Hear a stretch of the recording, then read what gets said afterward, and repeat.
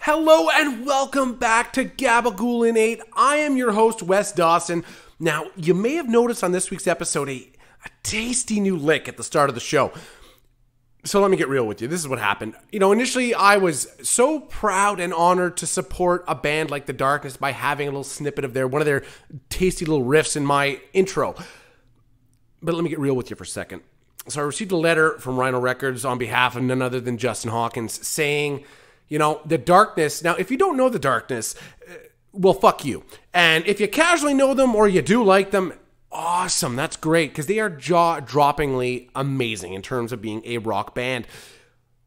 But I ran into a bit of copyright issues. The concern for Justin Hawkins was that something as amazing as the music of The Darkness combined with the orgasmic audio experience that is Gabagool in 8 combined together may very well destabilize all of entertainment media as we know it. So the best course of action was to, unfortunately, find a new intro song. I still think it's a great song. It's a song I now own. I've learned to play, and I hear it in my dreams at night. It has thoroughly changed my life.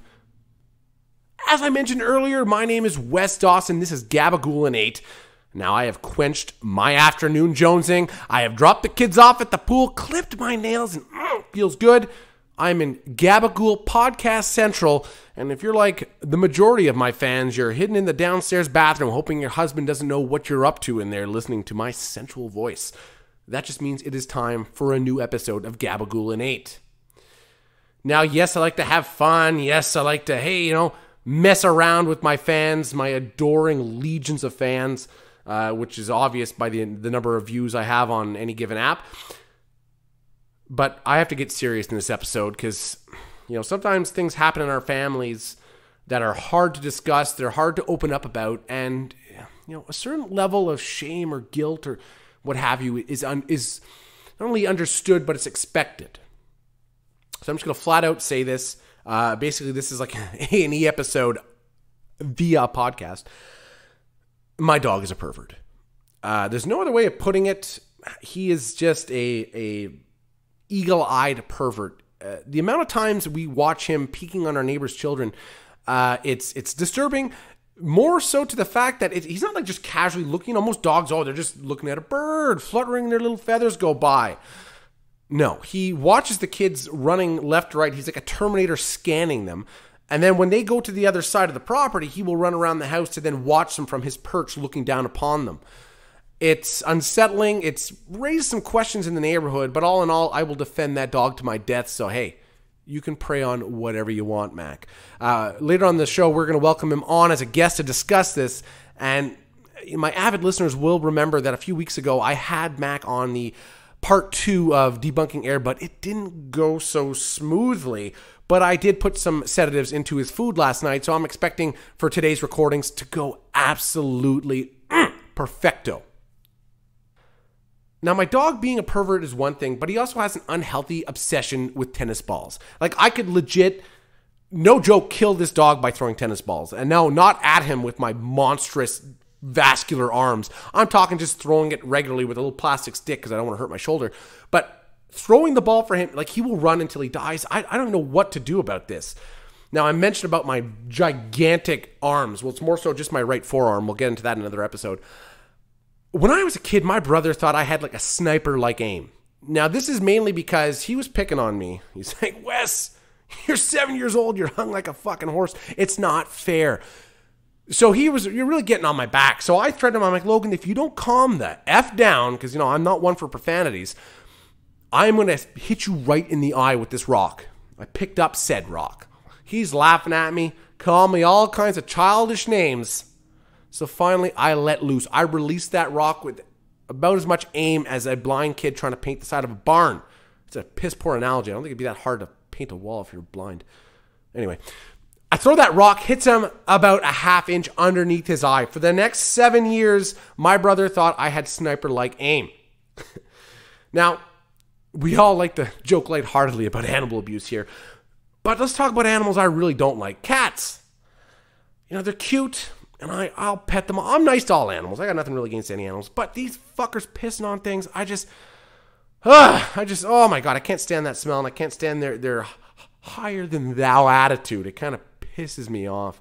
But I've always loved animals, you know. I had an issue when I was a kid that at Park Safari or Park Omega, one of the parks with these prisoned animals, I went up to pet a bison, and my father's asking you, "Are you fucking stupid? What is wrong with you?" And my reply, surprisingly, was a quick quip. I was very proud of it now, thinking retrospectively about it, was, "Well, you raised me." I got a few lashings for that, but worth every welt. Now, I want to move on to some other subjects, but I also don't want to just brush over my issues with my perverted dog, my predator dog, if you will. Just know in the description I put a link for centers with pets with these kinds of issues, as well as some of my best life hacks to give a solid right cross if ever those doctors and therapists don't work. You can always give them a sock right in the temple. That ought to calm them down a little bit. But again, remember, I love all animals. So now, fuck, we're running out of time.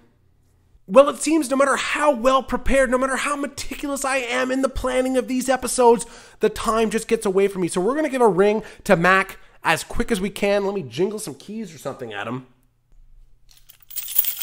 Come here, boy. I think those downers are really kicking in. All right, Mac, I want to talk to you a bit about the problem that you're having. Yes, I know, but... Whoa, don't get up on me, okay? This isn't about me. You're the one who licks your own dick. Yeah, for hygienic purposes. No, I won't take that kind of language here. Bad dog. Go. Just as I thought, time is running out faster than I could even fathom. So we're going to touch on some upcoming subjects that I think are going to be titillating, exciting, and really broaden our horizons as human beings. I finally reveal who is that special farmer man in my podcast banner. I tried biological farming for a week. Spoiler alert, it sucked. I do a Freaky Friday with Mac, and I live a week as a dog, or a Friday as a dog, or 24 hours. Like, I'm not really sure how that works. And I'll be working on an all-scat episode of Gabagool in 8. I'd like to clarify, not like scat porn, I mean scat singing. And nothing to do with my second favorite monthly German entertainment publication I receive. So please, if you enjoyed the episode, even if you didn't, like, listen, subscribe, let a friend know. And for the quality entertainment value I'm providing you, I don't think asking you to leverage all of your personal and professional relationships in order to garner myself more listens, more views, more subscribers is that much to ask. All I'm saying is trade off anything of value in your life to get me some more listeners. Thank you very much. I'm Wes Dawson. This has been Gabagool in 8.